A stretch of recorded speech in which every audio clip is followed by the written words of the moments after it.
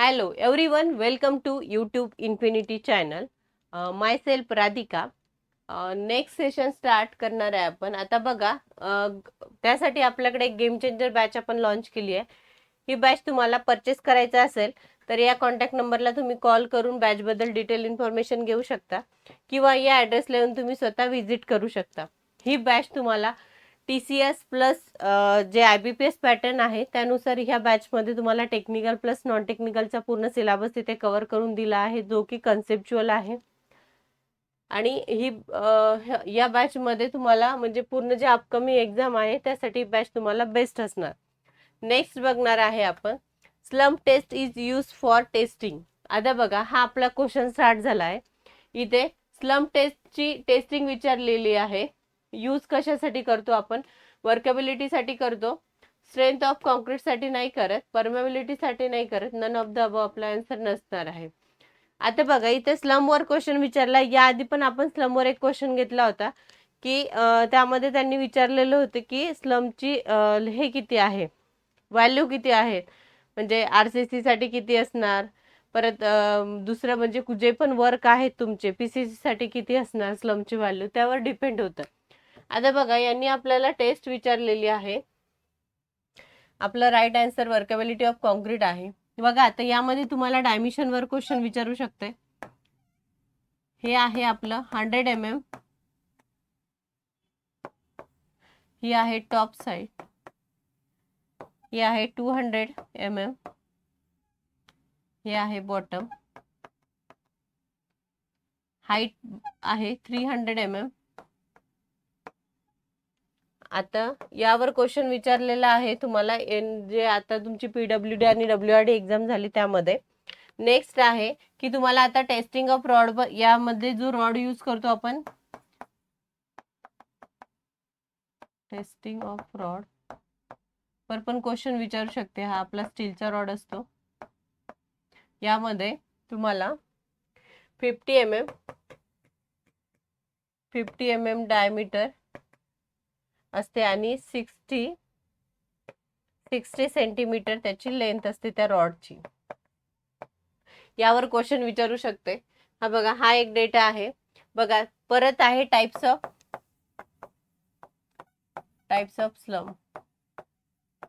आता बघा, एक कोलॅप्सिबल स्लम, शियर स्लम आणि ट्रू स्लम. आता बघा, यामध्ये डिफरन्स काय आहे की जेव्हा तुम्ही मटेरियल तुमचं फिल करणार कोनमध्ये, सपोज ते आपण ओपन केलं, म्हणजे आपण जो कोन हे करतो म्हणजे अप साईडला घेतो, तर त्यावेळेस काय होतं की जे तुमचं तुम्ही मटेरियल फिल केलेलं आहे ते पूर्ण कोलॅप्स झालं, तर त्याला आपण कोलॅप्सिबल स्लम म्हटलेलं आहे. सेम तेच मटेरियल परत आपण नेक्स्ट टाइम म्हणजे ही एक प्रोसेस झाल्यानंतर परत आपण फिल करणार. त्यानंतर काय आहे की जो शियर स्लम काय असणार की आपण तो कोन वरती म्हणजे टॉप साईडला घेतला, तर जो वन साईडला म्हणजे त्याचे एक्झॅक्ट म्हणजे वन साईडला इथे राहील, पण एक अदर साईडला तो पूर्ण कोलॅप्स झालेला असेल, तर त्याला आपण शियर स्लम म्हटलेला आहे. आणि ट्रू स्लम मध्ये काय असते की तुमचं जे मटेरियल म्हणजे जे कोन आहे ते आपण अप साईडला घेतल्यानंतर तुमचं मटेरियल थोडं फक्त डाऊन साईडला जाते. म्हणजे काय होतंय की बघा, हे तुमच्या स्लमची व्हॅल्यू म्हणजे स्लम आहे इथपर्यंत आपण मटेरियल फिल भरलं, ते थोडं फक्त खाली आलं, तर त्याला आपण ट्रू स्लम म्हटलेलं आहे. आणि सपोज तिसरा स्लम बघा, आता यामध्ये हे मटेरियल फिल केलेलं आहे.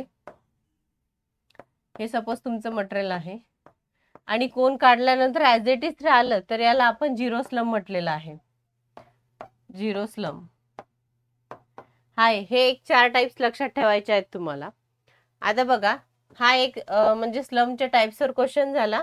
स्लमच्या डायमेन्शन झाल्या, रॉडच्या डायमीटर आणि लेंथ झाली. परत आपल्याला याच्यावर विचारलेले क्वेश्चन किती होते की याच्या आधी एक चार्ट दिला होता मी की स्लम टेस्टवरच्या व्हॅल्यू विचारते की RCC साठी किती असते आणि PCC साठी किती राहते, तर प्रिस्ट्रेस्ड कॉन्क्रीटसाठी किती असते, तर तो चार्ट मी तुम्हाला याच्या आधीच्या सेशनमध्ये दिलेला आहे. नेक्स्ट आहे base on the gauge width of the track, the railway track in India are classified into types. बघा, आता यामध्ये किती आहे की आतापर्यंत सिलेबस मध्ये आपल्याला 3 टाइप शिकवले जात होते. फर्स्ट आहे तुमचा ब्रॉड गेज, नॅरो गेज आणि तुमचं metre gauge.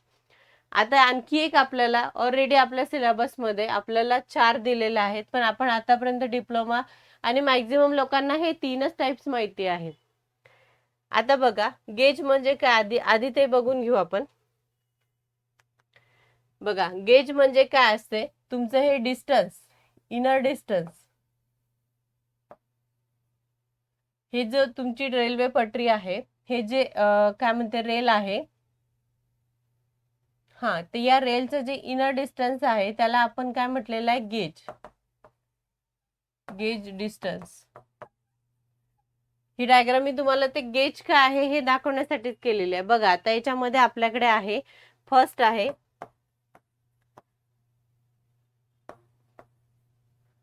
Broad gauge. Broad gauge किती आहे, 1.676 मीटर. नेक्स्ट आहे मीटर गेज. मीटर गेज आहे तुमचं 1 मीटर. नंतर आहे तुमचं narrow gauge. Narrow gauge. Narrow gauge आहे 0.762 मीटर. आणि नेक्स्ट आहे तुमचं स्टँडर्ड गेज. स्टँडर्ड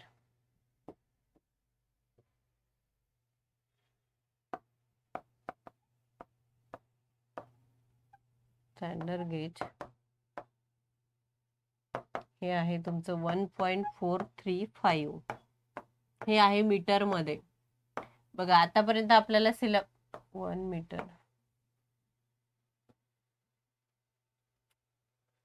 हे 1.676 मीटर.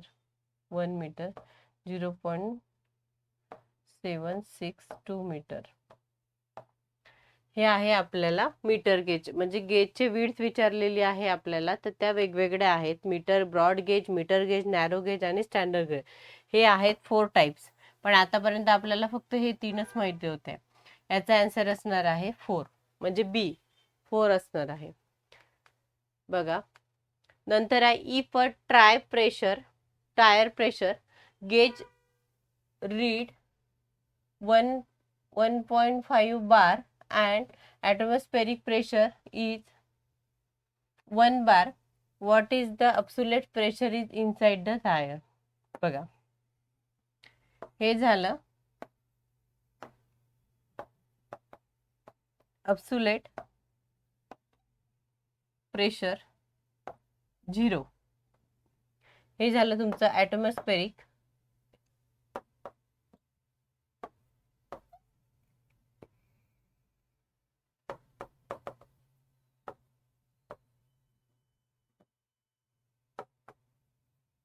atmospheric pressure. हे झालं तुमचं गेज प्रेशर.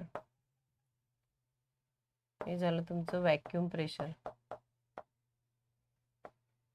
आणि हे पूर्ण टोटल आहे तुमचं अब्सोल्यूट प्रेशर. आपल्याला अब्सोल्यूट प्रेशर विचारलेलं आहे ना, अब्सोल्यूट प्रेशर. आता यांनी काय विचारलेलं आहे आपल्याला, what is the absolute pressure. आता अब्सोल्यूट प्रेशर, गेज प्रेशर किती दिलेलं आहे त्यांनी, 1.5. आणि तुमचं ॲटमॉस्फेरिक प्रेशर किती विचारलेलं आहे, 1 बार. आता काय करायचं आहे, अब्सोल्यूट प्रेशर विचारलं आहे, तर काय आहे, atmospheric pressure plus gauge pressure. आता याच्यामध्ये काय आहे की आपल्याला या 1.5 प्लस 1 इज इक्वल टू 2.5. आपल्याला 2.5 बार आपला आन्सर असणार. हे आपला आन्सर असणार. बघा या आधी मी तुम्हाला एक प्रेशरचा पूर्ण चार्ट दिला होता, त्या चार्टवरच हा क्वेश्चन विचारलेला आहे. नेक्स्ट आहे the electronic staircase which is use for transportation of passenger और गुड नाउन ॲज. बघा आता बघा यांनी यामध्ये विचारलेलं आहे की इलेक्ट्रॉनिक अशा कुठल्या स्टेअरकेस आहे की त्याचा आपण ट्रान्सपोर्टेशन आणि good passenger transportation for passenger और गुड. आता बघा व्हेंटिलेटर काय असते ते पण आपण बघणार आहे. रॅम्प मध्ये काय असते, लिफ्ट काय आहे आणि एस्केलेटर काय आहे. बघा व्हेंटिलेटर जे काय आहे ते तुमच्या जे की हॉस्पिटलमध्ये वगैरे यूज केलेलं आहे. तर बघा मी तुम्हाला डायग्राम दाखवते. हे आहे तुमचं व्हेंटिलेटर, हे आहे रॅम्प रॅम्प, हे आहे तुमचं ही आहे तुमची लिफ्ट आणि हे आहे तुमचे एस्केलेटर. आता बघा यांनी क्वेश्चन काय विचारलेला आहे, electronic staircase which is use for transportation of passenger is good. बघा हे तर आपण व्हेंटिलेटर यूज करत नाही. रॅम्प हा आपण ट्रान्सपोर्टेशनसाठी म्हणजे एकदम हेवी ट्रान्सपोर्टेशन किंवा याच्यासाठी किंवा आपण रॅम्पवरून हे करतो का, काय म्हणते त्याला, पॅसेंजर आणि ट्रान्सपोर्टेशनसाठी यूज करतो का आपण, रॅम्पचा नाही. रॅम्प हा का एकदम स्मॉल पार्ट आहे की तिथून तुम्ही सपोज एखादं म्हणजे आता बघा इथे हे कार दिलेलं आहे, कारमधलं मटेरियल तुम्हाला काढायचं असेल किंवा कार ते त्यासाठी आहे. एक छोटी व्हेकल असते, ते व्हेकल ट्रान्सपोर्ट करण्यासाठी. बघा कधी कधी घराच्या समोर पण लावलेलं राहते की तुम्हाला ते व्हेकल म्हणजे साईड असेल तुमची आणि डाऊन साईडला तुम्हाला जायचं असेल तर ती व्हेकल कशी पास करायची त्यासाठी तुम्हाला एक रॅम्प आपण यूज करतो तिथे. लिफ्ट काय आहे की आपण म्हणजे लिफ्ट तर सर्वांना माहिती आहे की पॅसेंजर म्हणजे आपण लिफ्टमध्ये हे होऊ शकतो म्हणजे डाऊन साईडवरून अप साईडपर्यंत जाऊ शकतो. पण आपण यामध्ये ट्रान्सपोर्टेशन करू शकतो का, जास्त नाही करू शकत. आपण या कशामध्ये ट्रान्सपोर्टेशन करतो, एस्केलेटरमध्ये. यामध्ये कसं आहे आपण स्वतः पण जातो आणि आपल्यासोबत जे पण हे असेल म्हणजे हेवी लोडवालं आपण जे हे राहते म्हणजे काय म्हणते त्याला, कुठलं हेवी मटेरियल पण आपल्याला ट्रान्सपोर्ट करायचं असेल तर आपण ते एस्केलेटरद्वारे करू शकतो. बघा आता याच्यामध्ये आपला आन्सर असणार आहे व्हेंटिलेटर यूज करत नाही, रॅम्प पण आपण यूज करत नाही ट्रान्सपोर्टेशन आणि पॅसेंजरसाठी. लिफ्ट फक्त पॅसेंजरसाठी यूज करतो आणि एस्केलेटर आपण दोन्हीसाठी यूज करतो. तर आपला राईट आन्सर असणार आहे डी. बघा तुम्हाला एकदा प्रॉपर डायग्राम बघायचे आहेत, प्रॉपर डिफरन्स चेक करून घ्यायचा आहे. आता बघा ट्रान्सपोर्टेशनसाठी कोणी डायग्रामला बघितलं तर हे पण याच्यावरून पॅसेंजर ट्रान्सपोर्ट करू शकतो का आपण, नाही करत ना, पॉसिबल नाही. लिफ्टमधून काय होतंय की आपण हेवी जे लोडवालं मटेरियल असेल ते आपण मटेरियल ट्रान्सफर करू शकतो का, नाही करत. आपण फक्त पॅसेंजर आणि लिफ्टने आपण म्हणजे ट्रान्सपोर्ट करू शकतो. नेक्स्ट आहे according to the IS code the time elapsed between the amount at the which water is added to the cement to the moment at which the cement start to lose its plasticity shall not be less than. बघा यामध्ये तुम्हाला सरळ सरळ सिमेंटची initial setting time किती आहे, final setting time किती आहे यावर क्वेश्चन आहे. पण यांनी एक तर सिमेंटचं कुठलं नाव पण दिलेलं नाही आणि डायरेक्टली असं विचारलं पण नाही की इनिशियल सेटिंग टाइम सांगा किंवा फायनल सेटिंग टाइम सांगा. त्यांनी IS कोड दिलेला आहे आणि बघा यांनी काय विचारलंय की जेव्हा moment at water is added, इथून लक्षात ठेवा, water is added to the cement in moment at which the cement start it lose the plasticity. जेव्हा तुम्ही सिमेंटमध्ये वॉटर ॲड करता त्याच्यानंतर जी लूज म्हणजे lose at a plasticity shall not be less than, म्हणजे काय होते की 30 मिनिटच्या कमी आपला इनिशियल सेटिंग टाइम नसतो, फायनल सेटिंग टाइम आपल्याला माहिती आहे. त्यांनी काय विचारलं, not less than, less than म्हणजे याच्यापेक्षा कमी नकोय. तर आपला किती असतो, 30 मिनिट्स. आता बघा त्यांनी क्वेश्चन विचारण्याचे त्यांचा म्हणजे जो वे असते तो चेंज केलेला आहे. पण ऑप्शन थ्रू आपण गेला तर बघा 150 मिनिट्स आपलं कुठं नाहीये, 50 मिनिट्स पण नाहीये आणि हा जो 90 मिनिट्स आहे हा फायनल सेटिंग टाइम आहे. तर आपण राईट आन्सर असणार आहे आपला इनिशियल सेटिंग टाइम. बघा आता मी यामध्ये तुम्हाला पूर्ण इनिशियल सेटिंग टाइम दिलेला आहे.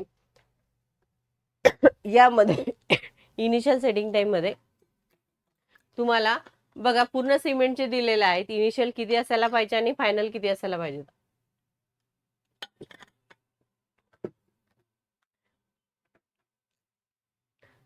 बघा आता नेक्स्ट आहे, हा चार्ट पण तुम्हाला प्रॉपर करायचा आहे, ग्रेड बघायचे आहे, ग्रेडचे IS कोड विचारलेले आहेत. परत हे IS कोड पण एक वेळेस तुम्हाला प्रॉपर करायचे आहे. नेक्स्ट आहे the stone masonry adopted in construction of architectural importance is give the smooth appearance विचारलेला आहे. स्मूथ अपीअरन्स कुठल्या मॅशनरीचा असते ते बघा, स्टोन मध्ये आहे. ब्रिकचे नाही विचारलेलं आपल्याला, स्टोनची विचारलेलं. आधी ॲशलर मशिनरी स्टोन ॲशलर मॅशनरी मध्ये आपलं असते, स्मूथ आणि अपीअरन्स देते आपल्याला. कोर्स रबर मध्ये नाही देत, अनकोर्स रबर मध्ये पण नसते आणि रॅन्डम रबर मशिनरी पण नसते.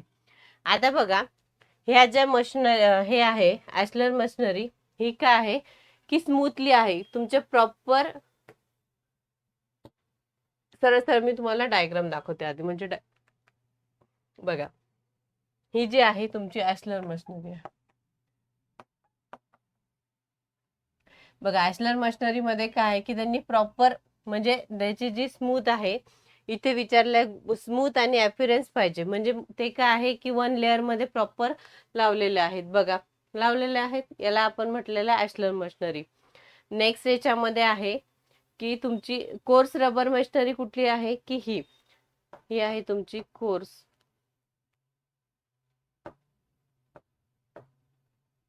Rubber machinery. नेक्स्ट आहे, ही आहे तुमची अनकोर्स रबर मशिनरी, आणि ही आहे तुमची रॅन्डम.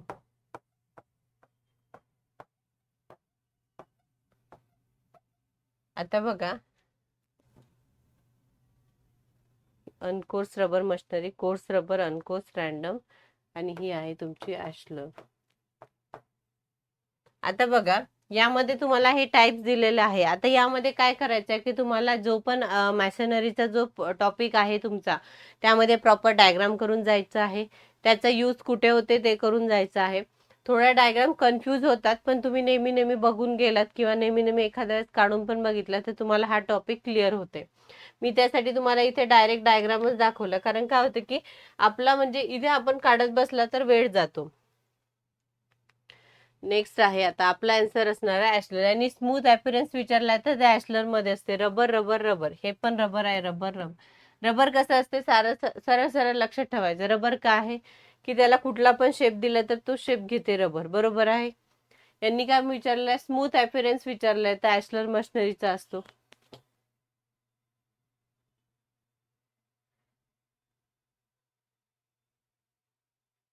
आता यामध्ये पण भरपूर टाइप्स आहेत, ते टाइप्स प्रॉपर तुम्हाला करून जायचे. आता मी एवढं टाइप्स एक्सप्लेन केलं तर आपल्याला इथेच अर्धा ते 1 तास लागतो. आता बघा, नेक्स्ट आहे, which of the following is not a principal method use for determining the difference in elevation. आता बघा, याच्यामध्ये टाइप्स आहेत. आता यांनी क्वेश्चन वेगळा विचारलाय, पण आता आपण टाइप्स बघणार आहे. एक तर डायरेक्ट लेवलिंग आहे आणि एक इनडायरेक्ट लेवलिंग आहे. इनडायरेक्ट लेवलिंग आणि डायरेक्ट लेवलिंग मध्ये आणखी टाइप्स आहेत. आता बघा, यामध्ये आहे first direct types, direct levelling. आता बघा, यांनी आपल्याला काय विचारलेलं आहे की not principal method use determine the differential elevation विचारलेलं आहे. आता आपण इनडायरेक्ट आणि डायरेक्ट लेवलिंगच्या आधी टाइप्स बघणार आहे. आता बघा, डायरेक्टचे आहे, फर्स्ट आहे simple levelling.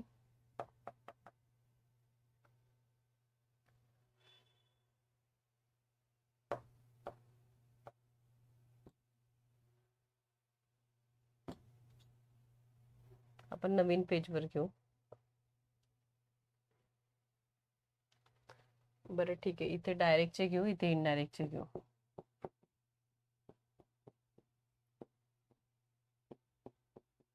Direct levelling first आहे सिंपल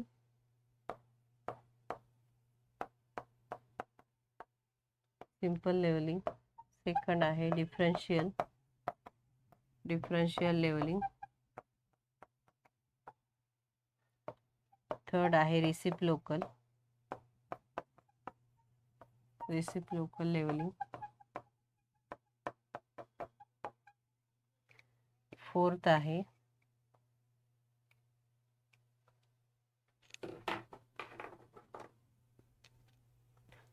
आहे आपला चेक लेवलिंग.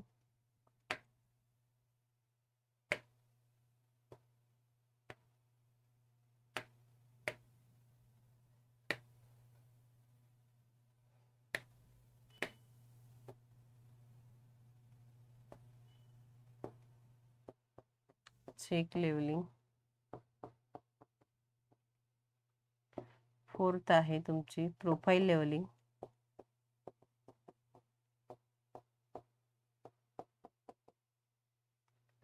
6 आहे तुमची फ्लाय लेवलिंग. 7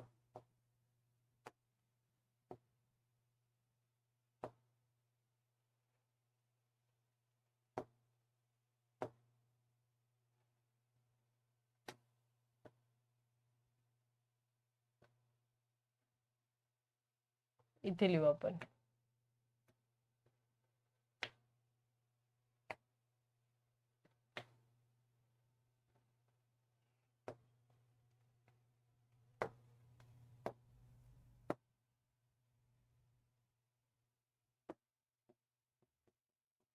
फ्लाय लेवलिंग हे झालं 6 आणि 7 आहे तुमची क्रॉस लेवलिंग.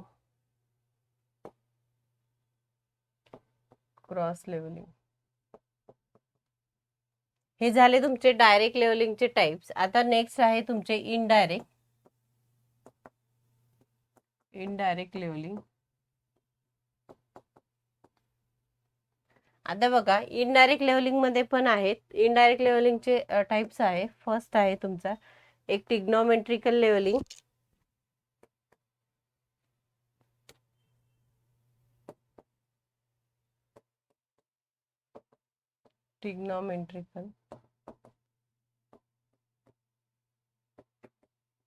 लेवलिंग. सेकंड आहे तुमचं एक आहे बॅरोमीटर ट्रिग्नोमेट्रिकल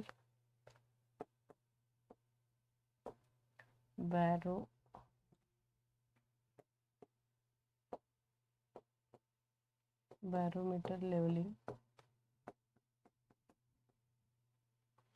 आणि थर्ड आहे तुमचा हायपोपॅसोमेट्रिक लेवलिंग. आता बघा हे झाले तुमचे डायरेक्टचे टाइप्स आणि हे झाले तुमचे इनडायरेक्टचे टाइप. आता यामध्ये काय विचारलेलं आहे, which of the following is not a principal method use for determining the differential elevations. Differential elevation बद्दल विचारलेला आहे. बघा आता हा जो स्प्रिट लेवल आहे यालाच आपण डायरेक्ट लेवलिंग म्हटलेला आहे. स्प्रिट लेवललाच डायरेक्ट लेवलिंग म्हणतात. ट्रिग्नोमेट्रिक लेवलिंग आणि बॅरोमेट्रिक लेवलिंग हे काय झाले तुमचे इनडायरेक्टचे टाइप झाले. हायड्रोलिक लेवलिंग हा असा कुठलाच आपला प्रिन्सिपल नाहीये म्हणून यांनी विचारलेलं नॉट प्रिन्सिपल, तर आपला आन्सर असणार आहे थर्ड. बॅरोमीटर आणि ट्रिग्नोमेट्रिकल लेवलिंग हे इनडायरेक्टचे टाइप्स आहेत आणि स्प्रिट लेवल हे आपलं डायरेक्ट म्हणजे डायरेक्ट लेवलिंगलाच आपण स्प्रिट लेवल पण म्हटलेलं आहे. आता बघा हे झाले टाइप्स. आता याबद्दल तुम्हाला प्रॉपर हे करायचं आहे म्हणजे रीड करायचं आहे. डायरेक्ट मध्ये काय असते, डिफरन्शियल सिंपल मध्ये काय असते, डिफरन्शियल मध्ये काय, रिसिप्रोकल मध्ये काय, चेक लेवलिंग म्हणजे काय, प्रोफाईल लेवलिंग म्हणजे काय, फ्लाय लेवलिंग म्हणजे काय आणि किंवा क्रॉस लेवलिंग म्हणजे काय. डिपेंड करते की तुम्हाला कधी कधी विचारणार की हे 4 टाइप्स देणार आणि विचारणार डिफरन्शियल लेवलिंग काय असते, तर हे तुम्हाला माहिती असणं गरजेचं. हा पूर्ण पाठ मी एखाद्या वेळेस परत एक क्वेश्चन येईलच लेवलिंगचा तेव्हा मी पूर्ण हे तुम्हाला हे जे पार्ट आहे हे तुम्हाला एक्सप्लेन करणार. आता हे झाले डायरेक्ट आणि इनडायरेक्ट.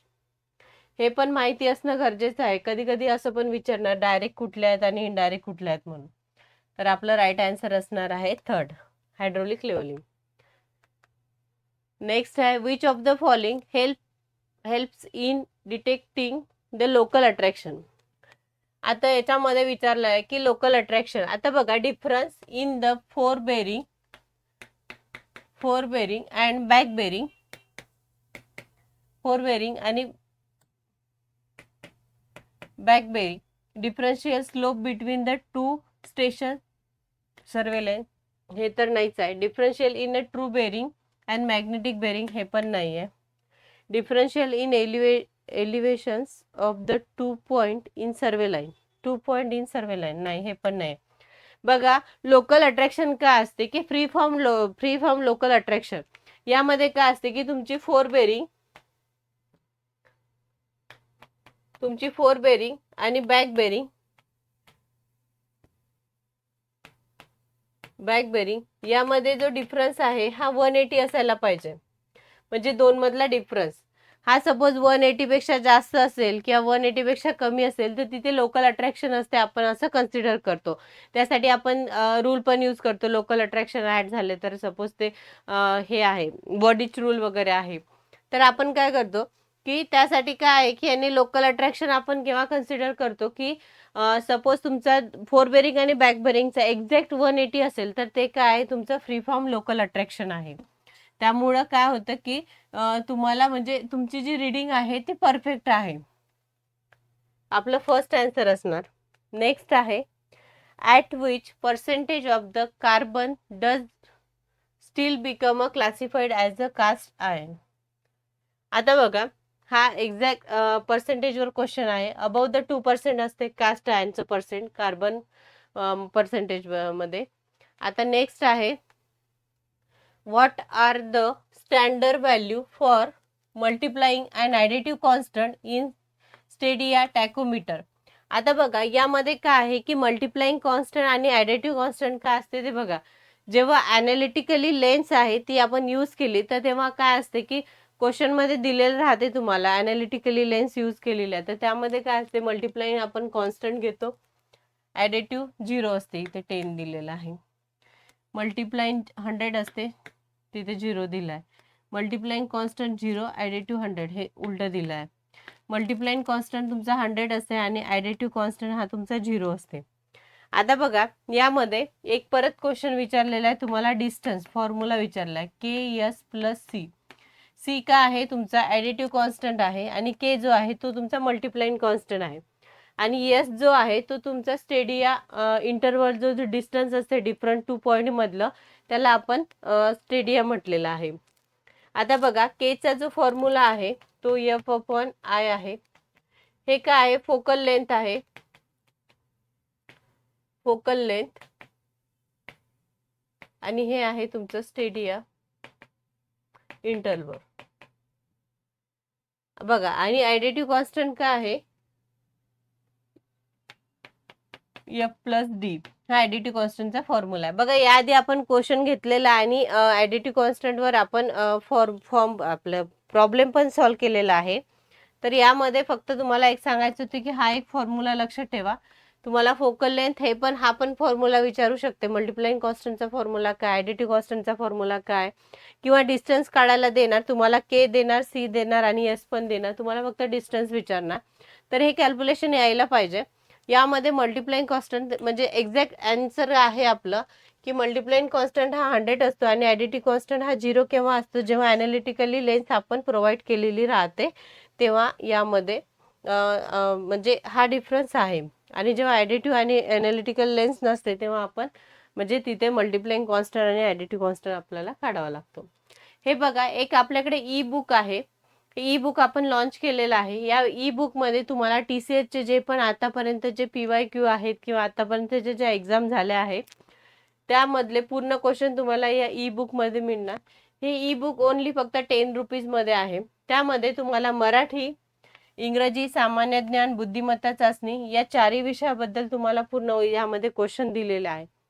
हे बुक तुम्हाला परचेस करायचं असेल तर तुम्ही ॲप डाउनलोड करून तिथून हे 10 रुपीजला बुक परचेस करू शकता. ई बुक हे तुम्हाला नॉन टेक्निकलचा पूर्ण सिलेबस पूर्ण इथे म्हणजे रेफरन्ससाठी तुम्ही यूज करू शकता. आणि टेक्निकलचं तर आपण क्वेश्चन सिरीज घेतच आहे. तर हे ई बुक ज्यालाही परचेस करायचं असेल त्यांनी ॲपमध्ये जाऊन ई बुक परचेस करू शकता. बघा आज आपण जे क्वेश्चन घेतले आहेत थोडे ते यामध्ये आपण फॅक्च्युअल डेटा किंवा मी डायग्राम थ्रू तुम्हाला सांगण्याचा ट्राय करते की काय होतं की एखादा क्वेश्चन रीड करण्यापेक्षा एखादा डायग्रामवर आपण ती क्वेश्चन बघितला तर ती डायग्राम आपल्या माइंडमध्ये फिट राहते. तर काय होते की बऱ्याच गोष्टी म्हणजे कन्फ्युजिंग आहेत पण त्या तुम्ही डायग्राम थ्रू किंवा एखाद्या कन्सेप्ट थ्रू गेलात तर प्रॉपरली त्या लक्षात राहू शकते. त्यासाठी मी तुम्हाला जेवढा प्रयत्न होईल माझा तेवढा मी तुम्हाला डायग्राम थ्रू तुम्हाला सांगण्याचा प्रयत्न करत आहे. जेणेकरून काय होते की तुम्ही तुमच्या पण पाहण्यात ते नेहमी नेहमी येणार आणि त्या गोष्टी तिथून तुम्हाला क्लिअर होणार. आणि जेव्हा तुम्ही डायग्राम बघितली ना तर थेरी जे वाचायला घ्याल किंवा थेरीबद्दल काही वाचाल त्याबद्दल तर थेरी तुम्हाला लगेच इझिली कळून जाते. त्यासाठी काय की आपण जो पण टेक्निकल किंवा नॉन टेक्निकलचा घेत आहे सॉरी नॉन टेक्निकल नाही, टेक्निकलचं घेत आहे, तर त्यामध्ये तुम्ही असा स्टडी केला तर तुम्हाला प्रॉपर वेनी तुम्ही स्टडी करू शकता. आणि नॉन टेक्निकलसाठी आपल्याकडे हे रेफरन्ससाठी हे बुक तर आहेच. आणखी तुम्हाला या व्यतिरिक्त तुम्हाला आणखी काही सांगायचं असेल तर तुम्ही कमेंट्समध्ये सांगू शकता. आणि आपली ही क्वेश्चन सिरीज आपण अशी स्टार्ट म्हणजे ठेवणार आहे, जेणेकरून तुम्ही रोजचे 20-30 क्वेश्चन पण सॉल्व केले आणि कन्सेप्ट वाचत गेलात, परत परत रिवाईज करत गेलात, तर यामध्ये तुम्हाला नक्कीच बेनिफिट होईल. आणि काय होतं की मी जो तुम्हाला ट्रॅक सांगितलेला आहे की एखादा क्वेश्चन आला तर आज बघा ॲशलर मॅसनरीचा आला, स्टोन मॅसनरीचा, तर ते स्टोन मॅसनरीचे टाईप्स पूर्ण करायचे आहेत, कशाची डायग्राम कशी आहे, त्याची अरेंजमेंट कशी आहे, त्याचा यूज कुठे करतो, रबर म्हणजे काय, रबर मॅसनरी म्हणजे काय, ॲशलर मॅसनरी म्हणजे काय आहे, परत स्क्वेअर रबर मॅसनरी विचारलेलं आहे तुम्हाला, रॅन्डम विचारलेली आहे, कोर्स अनकोर्स रबर मॅसनरी विचारला, तर त्याचे पूर्ण आता मी इथे तुम्हाला 4 टाईप सांगितले. हा जो टॉपिक घ्यायला ॲटलिस्ट 30 ते 35 मिनिटं लागणार, पण आपल्याला इथे पूर्ण क्वेश्चन कंप्लीट करायचे असते, त्यामुळे मी तुम्हाला डायग्राम थ्रू फास्ट सांगण्याचा प्रयत्न करते, जेणेकरून तुम्ही याच्या व्यतिरिक्त पण जो टॉपिक म्हणजे याच्या व्यतिरिक्त जो कंटेंट राहिला आहे सांगायचा, नेक्स्ट टाइम क्वेश्चन आले तर तो कंटेंट कव्हर होईल, पण आता सध्याच्या कंडिशनला तुम्हाला तो पण टॉपिक रीड करायचा आहे, जेणेकरून नेक्स्ट टाइम जेव्हा मी घेणार किंवा एखादा क्वेश्चन मी तुम्हाला सांगणार त्या टायमिंगला तो तुम्हाला परत रिवाईज होईल आणि नेक्स्ट टाइम क्वेश्चन दुसऱ्या टॉपिकला विचारणार. आज कसं त्यांनी ॲशलर मॅसनरीवर विचारला, नेक्स्ट टाइम त्यांनी दुसऱ्या कशावर विचारला तर तो तुम्हाला सॉल्व पण होणार आणि बाकी गोष्टी तुमच्या म्हणजे रिव्हिजन पण होणार, म्हणजे ते तुम्हाला रिमाइंड म्हणजे डोक्यामध्ये तुमचं होऊन जाईल की नाही आधी असं होता विचारलेला होता, त्याला हे ऑप्शन होते, आता असा क्वेश्चन विचारला त्याचे हे ऑप्शन आहे, तर यामधून एलिमिनेशन मेथड कशी यूज करायची त्या थ्रू तुम्ही हा कन्सेप्ट सॉल्व करू शकता. ठीक आहे, चला भेटूया नेक्स्ट क्वेश्चन सेशनला. Thank you so much.